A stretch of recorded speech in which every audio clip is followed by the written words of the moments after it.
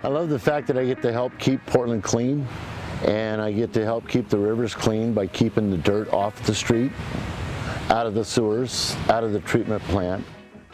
My name is Rick Smith. I've worked for PBOT for 31 years. I operate a flusher. That's the machine that wets the street ahead of the sweeper. The sweeper is the machine that cleans the dirt off the street.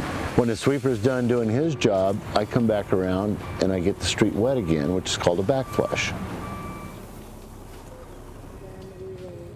The street sweepers may make 2 or 3 passes to get the street clean due to the amount of debris that has collected because we can't get around to the neighborhoods as often as we would like.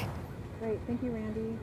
I'm Carrie Munson. I have been with the city almost 33 years. My goal was to represent women in the management supervisor level and promote our program. The things that would help street cleaning crews for the public to know would be when you know the street sweepers are coming to your area, if you could please move your car or just park it on another street that day or park it in the driveway if you have one. Any garbage cans that are left out, at least get it up off the street so that the street sweepers can get to the curb.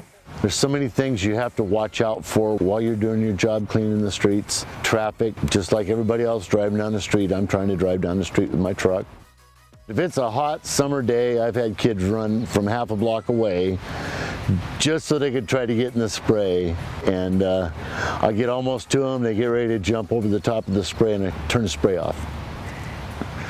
Yes, I am that guy.